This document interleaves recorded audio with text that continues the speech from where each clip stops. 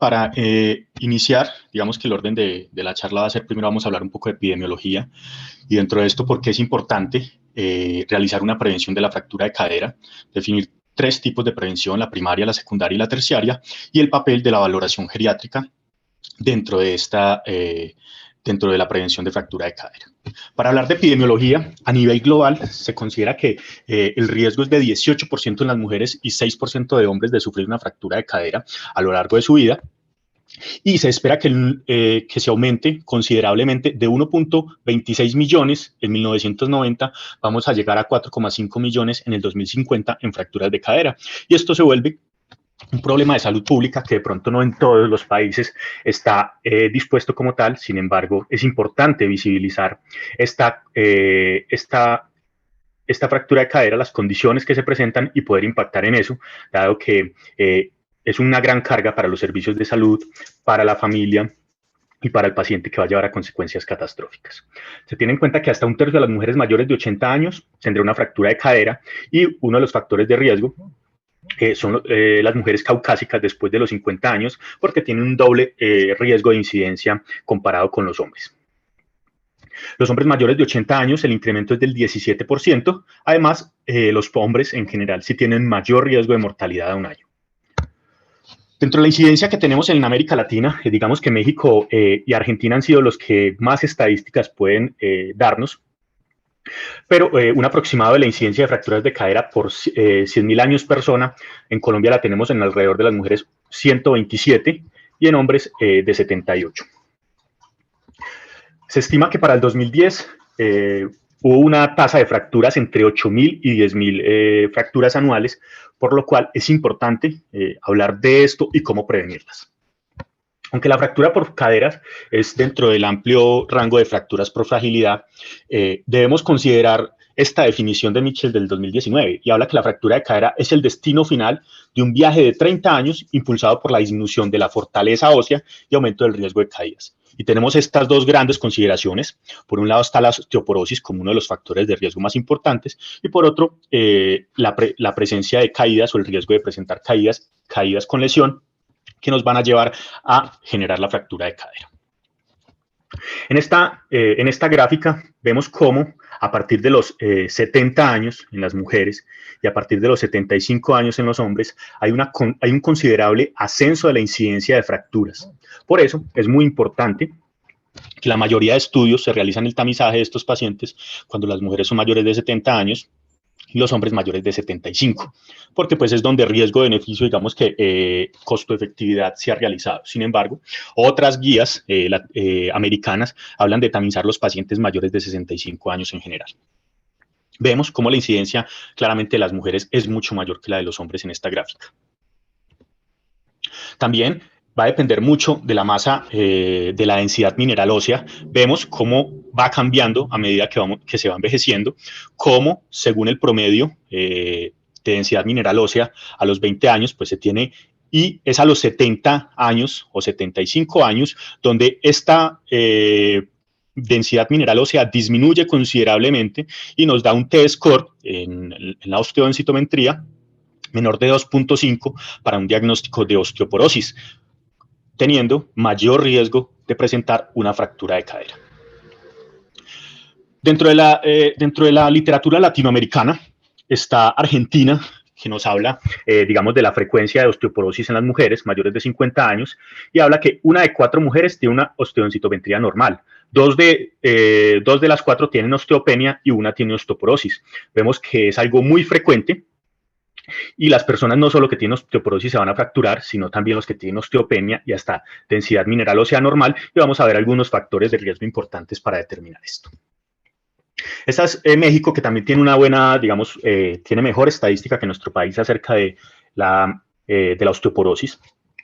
Vemos cómo el 56% de los hombres y el 41% de las mujeres tienen una densidad mineral ósea normal, y el resto están divididos entre osteopenia, que tiene un gran porcentaje, y osteoporosis. Esto nos llama la atención de la gran importancia que tiene el tamizaje, y ahorita vamos a ver una medida costo efectiva e importante, como es el FRAX, para poder determinar este riesgo, poder realizar un tratamiento oportuno.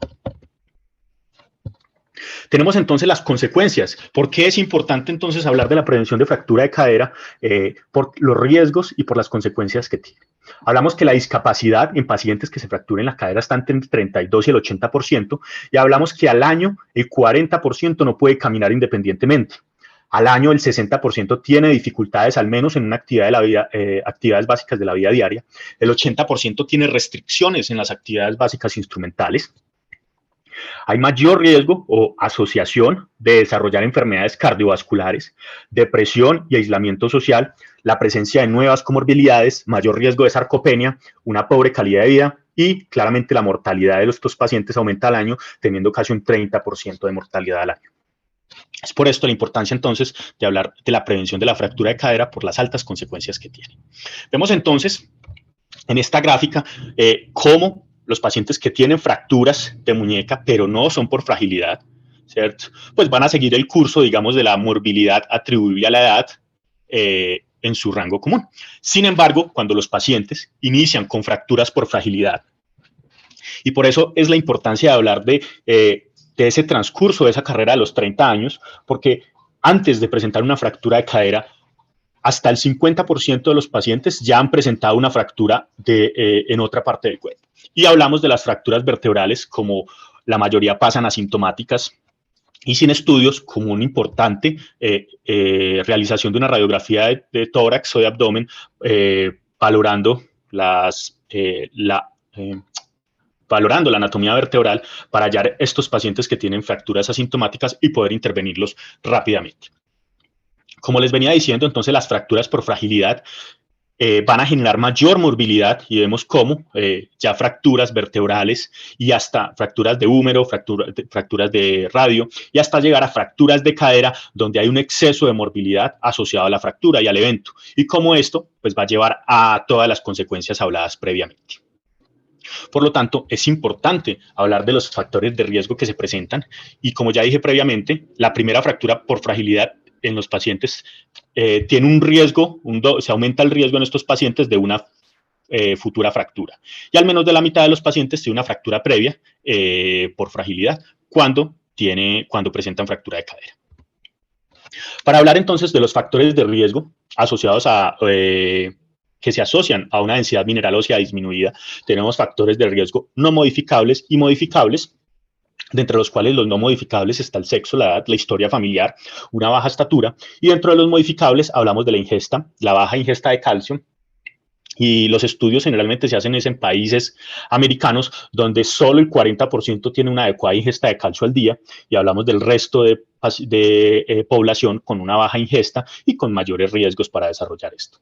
También una reducción a la exposición solar, enfermedades inflamatorias también cursan en el manejo y per se la enfermedad inflamatoria, el uso de medicamentos que aumenten el riesgo, entre los cuales encontramos los glucocorticoides, algunos anticonvulsivantes también tienen un aumento del riesgo, el exceso de alcohol, desórdenes alimentarios como la anorexia o la bulimia, un bajo índice de masa corporal, que también van a ser factores importantes para desarrollar osteoporosis, y cómo impactando en esto podemos mejorar la densidad mineral ósea.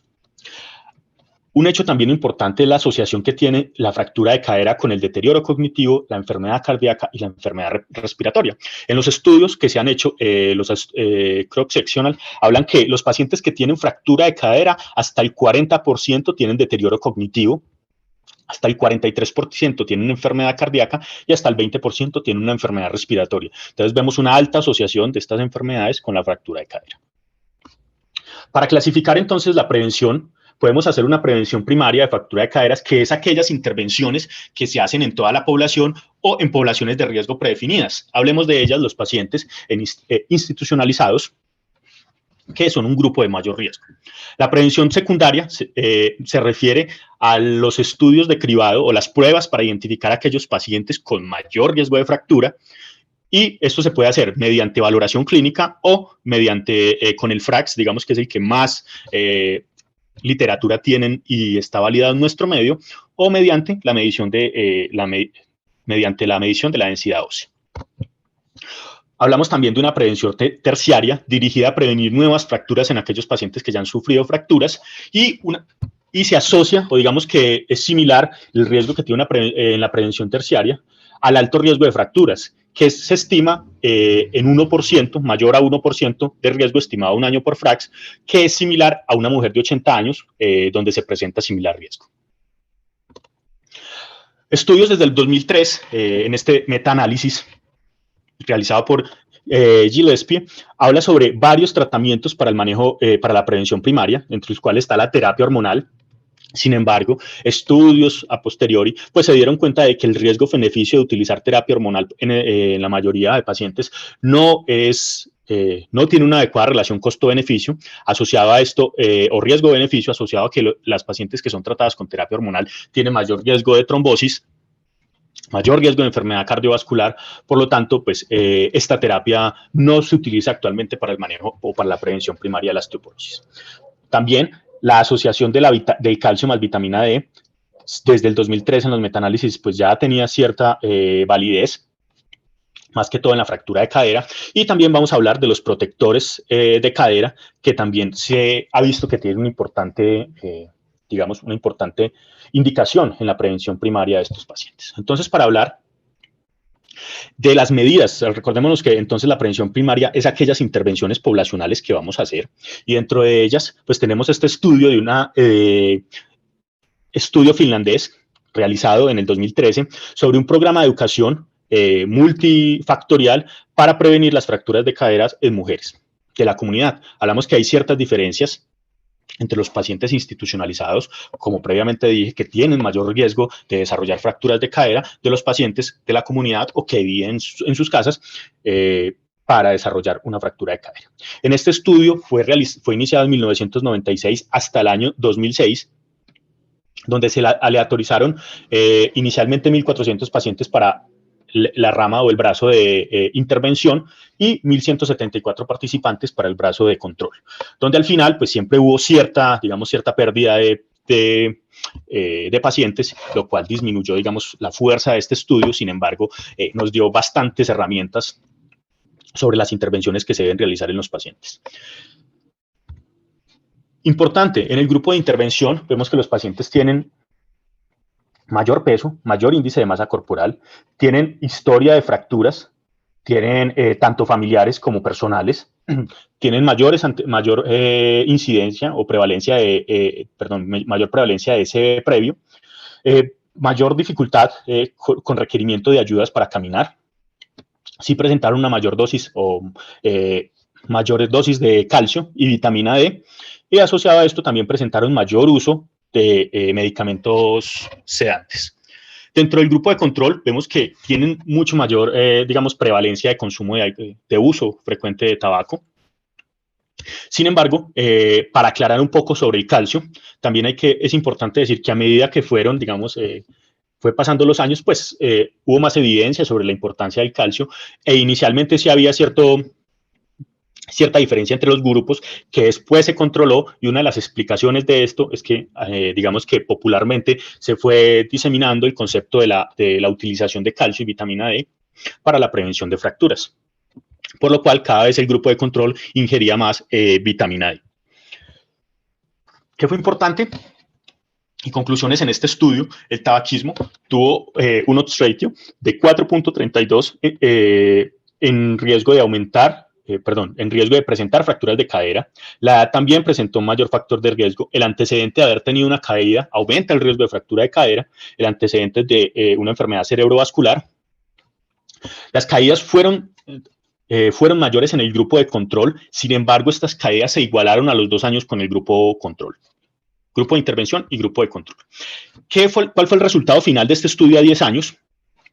Hablamos de una diferencia estadísticamente significativa, donde la incidencia acumulada fue de 2.5 en el grupo el grupo de control, la incidencia de fractura de cadera, y en el grupo de control fue de 1.25, un 50% de disminución del riesgo en el grupo de intervención frente al grupo de control, como una medida poblacional de programas de educación multifactorial para prevenir las fracturas de cadera. ¿Y qué se hizo en esto? Entonces, ellos estuvieron una semana, digamos, en múltiples tipos de intervención, y después se hacían seguimientos o revisiones, digamos, durante el tiempo de valoración cada 2 años. Se hizo terapia física. Esta era la semana de entrenamiento, a aprender cómo realizar cada una de estas digamos que ejercicios, asociado también a tener mayor conocimiento sobre la osteoporosis y a tener también valoración por terapia ocupacional y tener revisión y digamos que medidas de calzado y otras intervenciones para mejorar la capacidad de los pacientes y evitar los riesgos que se tienen en un calzado inadecuado, asociado también al ejercicio.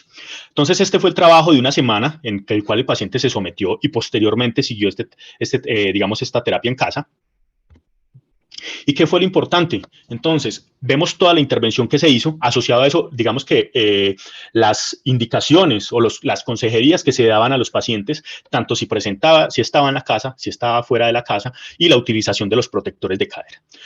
Las recomendaciones fue en casa, facilitar el camino, tener facilidad para caminar, y esto se asocia a evitar el desorden o a evitar múltiples obstáculos que se presentaran, mantener las cosas más cerca, utilizar pasamanos para las escaleras, el inodoro, la ducha o el sauna, una buena iluminación en el día y en la noche, utilizar siempre calzado antideslizante, utilizar las ayudas para caminar en caso de ser necesario y tener el teléfono cerca de la cama digamos, con la meta de evitar pararse rápidamente y alcanzar el teléfono con el riesgo de caerse. Cuando está fuera de la casa, se le recomendó la utilización de un calzado seguro, de buena iluminación, evitar superficies irregulares o resbaladizas y siempre tener ayudas para caminar. Dentro de los protectores de cadera, pues se les explicó la utilización de una protección externa para evitar la fractura y la recomendación de uso diario. Dentro de otras medidas que tenemos, ya hablamos entonces de las intervenciones generales sobre terapia física y digamos que recomendaciones. Tenemos la utilización de vitamina D y calcio, y en este estudio que habla sobre prevención de fracturas en adultos de la comunidad, digamos que se centra mucho en la iniciativa de salud en la mujer, que este estudio tuvo 36.286 pacientes en el año 2016. La idea de este estudio fue la suplementación diaria de 400 unidades de vitamina D3 y 1.000 miligramos de calcio para ver qué resultados tenía en la prevención de fractura de cadera. Sin embargo, no se encontró una significancia estadística en este grupo, pero sí hubo, digamos, mayor riesgo de urolitiasis, en la cual se presentó 1 de cada 273 mujeres en un seguimiento de 7 años. Entonces, digamos que la recomendación fue que no hay realmente estudios suficientes ni evidencia suficiente para recomendar dosis menores de 400 miligramos. Y hay insuficiente evidencia para aquellas dosis mayores de 400 unidades o de calcio mayor de 1.000 miligramos. Hablamos de los protectores de cadera, también importantes en la prevención primaria. Acá tenemos, digamos que uno de los ejemplos, el Cardel Plus, en la cual son almohadillas que se tienen a nivel lateral para aumentar la seguridad o disminuir el impacto. Previamente estábamos hablando de todas las medidas que se hacen para la osteoporosis, pero también el impacto en la caída pues va a significar a mayor impacto, pues mayor riesgo de fracturarse. Entonces, los protectores de cadera, como vemos al lado izquierdo, la utilidad de ellos es disminuir la cantidad de impacto. Vemos en pacientes que no utilizan la almohadilla 83%, digamos en la fuerza que se genera. Vemos a nivel de pacientes que utilicen la almohadilla porcentajes entre el 19 y el 40%, que son las zonas de mayor daño o de mayor fuerza al impacto. Sin embargo, cabe aclarar que en este estudio del 2010, pues tenía inferencia en el laboratorio, en la utilización de este protector, que es el Cardel Plus. ¿Qué nos dice otra evidencia? Y hablamos de una revisión sistemática de Cochrane en el 2014, que nos habla sobre la posibilidad o la protección que nos generan estos protectores de cadera, valga la redundancia, es que en pacientes con moderado riesgo, que no utilizan protector, pueden fracturarse 10 por cada 1.000, y en pacientes que utilizan 12 con un rango de 8 a 16 por cada 1.000. Ahorita voy a aclarar un poco por qué estos riesgos relativos pues pasan la unidad. Sin embargo, la evidencia todavía es de moderada calidad y hay algunos bemoles importantes para aún sugerir los protectores de cadera, a pesar de que esta revisión pues no encuentra diferencias significativas cuando hablamos de esto. En pacientes, se ha visto mucho más en pacientes institucionalizados con mucha mayor, digamos que mayor evidencia, mayor veracidad de que utilizar estos protectores de cadera sí mejora o evita la fractura en los pacientes que están institucionalizados, pero no los que están en comunidad. Vemos entonces, continuamos con esta revisión de Cochrane, donde compara los estudios randomizados a un brazo y los estudios randomizados a dos brazos, donde se tienen en cuenta, digamos, la fractura, los protectores de cadera, y vemos el subtotal en el cual llegaría a tocar la unidad en el subtotal, y me refiero a estas dos, digamos que al que tiene dos grupos de control, al dos grupos, ¿cierto? El que tiene el de control, porque, pues, digamos que la heterogeneidad que se presenta en este es del 43%, lo cual se considera alta, y nos puede dar un error en la interpretación de este estudio. Algo muy importante también que quiero aclarar a continuación, y en este estudio nos habla exactamente sobre los protectores de cadera en fractura, los protectores en fractura de cadera, y cómo, a pesar de que hubo evidencia, a pesar de que la recomendación de Cochrane dice, hubo evidencia de calidad moderada de que los protectores de cadera tuvieron poco o ningún efecto sobre las fracturas de cadera. Sin embargo, para un ejemplo, en este estudio de Cameron en el 2003, la adherencia fue aproximadamente del 53% durante la duración del estudio.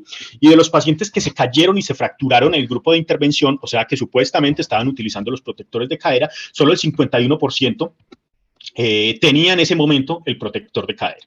Entonces, una dificultad para la lectura de estos estudios es que la adherencia que se ha tenido a estos protectores ha sido baja, y esto ha dificultado que realmente, así sean metaanálisis, los estudios en los que se basan tienen dificultades para su interpretación y para realmente medir qué tanto impacto tienen en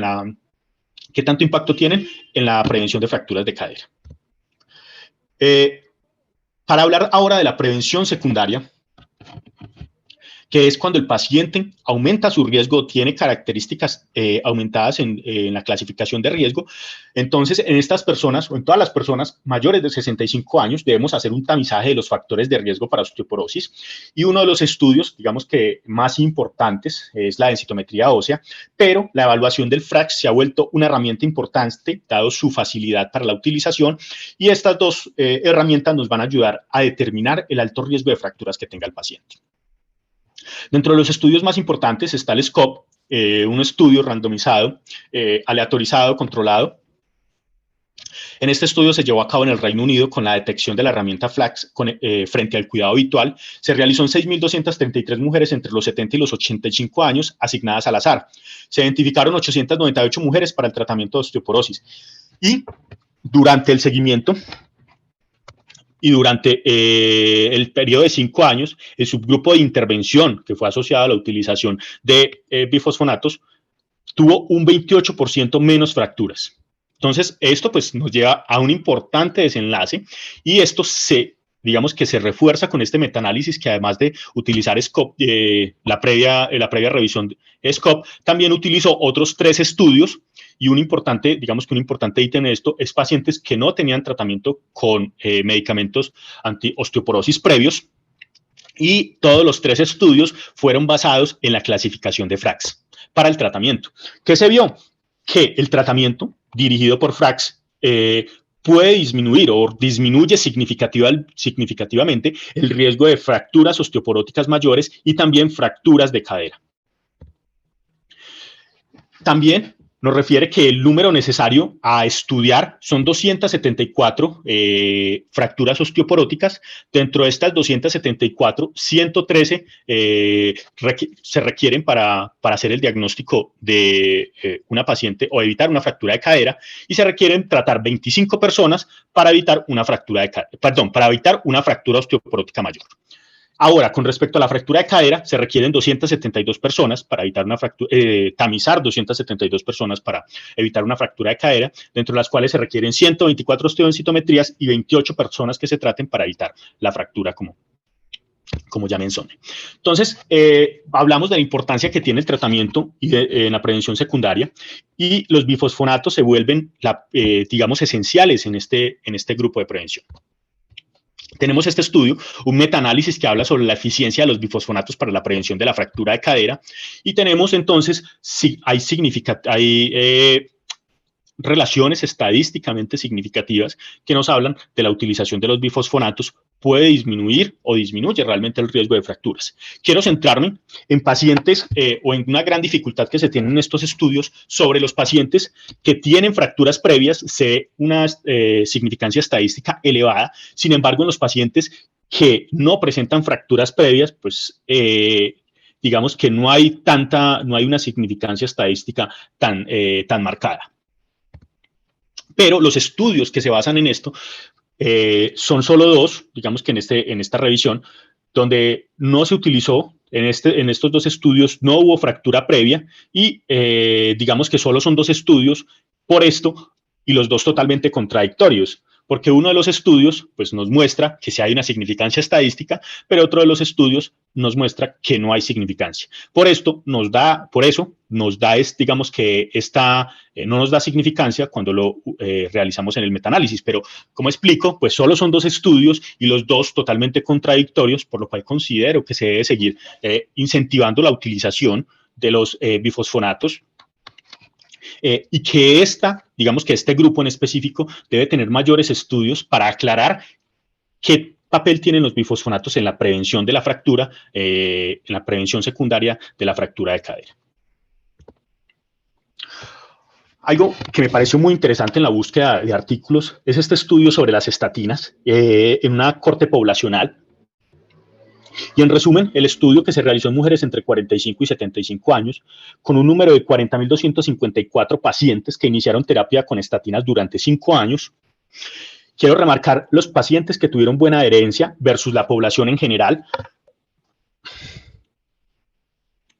Con el análisis ya de propensión ajustado, nos dio una significancia estadística en la prevención de fracturas de cadera, la utilización de estatinas. Esto como un estudio inicial, pero muy importante para ir construyendo más evidencia acerca de la utilización de estatinas en la prevención de fractura de cadera. Se preguntará, ¿pero qué relación tiene? Bueno, los autores de este artículo exponen evidencia sobre las posibles vías metabólicas, primero, a nivel del tejido adiposo, donde pueden estimular los receptores de estrógenos y esto aumentar, digamos, un tipo de prevención por medio de los estrógenos, pero también tiene cierta relación, impacto directo sobre el hueso al tener vías en común, vías similares a los bifosfonatos. Entonces, digamos que es un gran avance que aún debemos continuar con estudios acerca de la utilización de las estatinas para confirmar esto, pero se presenta como otro importante desarrollo de medicamentos que puedan impactar y poder evitar estos desenlaces. Dentro de la prevención terciaria, es muy importante, entonces, hablar de la costo-efectividad que tiene el tratamiento en la prevención de fracturas por fragilidad o de una refractura. Y en este estudio del 2012, de la Clínica de Metabolismo y Endocrinología, pues se realiza un metaanálisis donde habla sobre la utilización de los bifosfonatos en la prevención de la prevención terciaria de fracturas y vemos cómo tienen significancia estadística la utilización de teriparatide, alendronato, risendronato, ivandronato, denosumab, ácido zoledrónico, y vemos que también la vitamina D y el calcio tienen significancia estadística, no así como la vitamina D sola o el calcio solo. Es muy importante entonces recalcar la importancia de realizar digamos, estas intervenciones oportunamente. Hay estudios en países desarrollados que nos hablan que los pacientes, solo el 30%, se están dando de alta con la utilización de bifosfonatos. Y vemos entonces cómo estamos perdiendo oportunidades en la prevención de una refractura.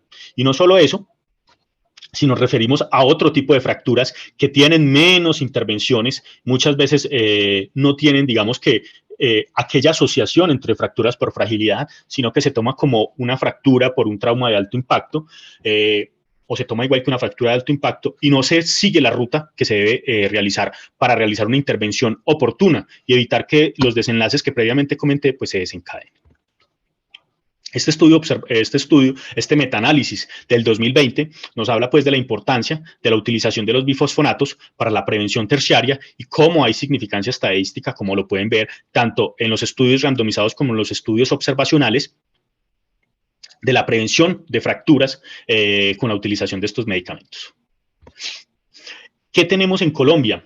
pues diferente de otros países que de pronto no tienen a nivel de Latinoamérica la capacidad o no tienen diferentes recursos, vemos cómo Colombia, en este estudio del 2013, tiene toda la utilización, tiene todas las herramientas y todo el arsenal terapéutico necesario para hacer las intervenciones. Después de que el paciente se fracture y salga de la hospitalización, es muy importante tener un servicio de enlace de fracturas, porque es una valoración multidimensional para evitar la refractura de estos pacientes. ¿Y de qué se trata? Primero, se ofrece la evaluación de la salud ósea, definiendo el riesgo de osteoporosis ya que una fractura patológica ya se considera osteoporosis, pero realizar la evaluación y el seguimiento de esta salud ósea, el riesgo de caídas y el riesgo que tiene de futuras fracturas. Se considera una valoración multidisciplinaria, como vimos previamente, enfocada a mejorar su capacidad funcional, a disminuir el riesgo de mortalidad y a disminuir el riesgo de discapacidad. La educación es muy importante en los pacientes y se van a hacer intervenciones multidisciplinarias, como en el estudio inicial de la prevención primaria, enfocado a realizar la adecuada rehabilitación.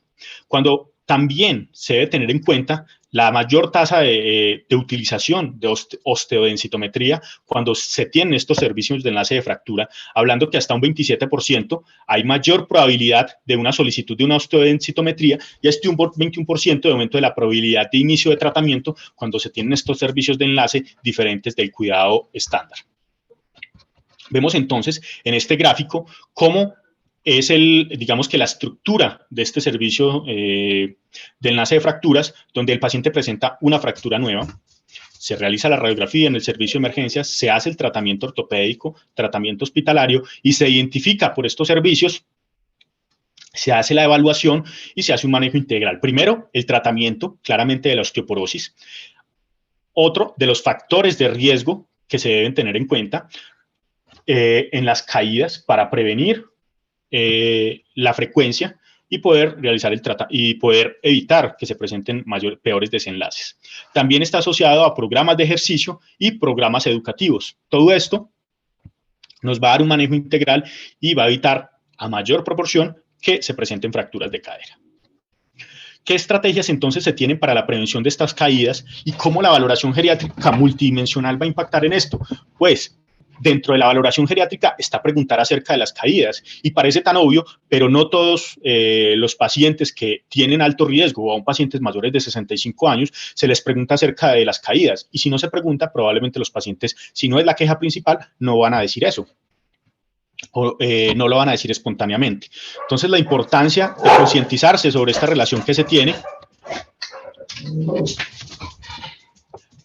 la importancia de preguntar a los pacientes acerca de las caídas, del temor a caer, del daño visual que puedan tener, y hablamos que los pacientes que tienen una relación 20-100 de daño visual tienen un riesgo aumentado de presentar caídas. Asociado a esto, los pacientes que tienen ortostatismo, intervenir en un calzado inadecuado y la revisión de los medicamentos.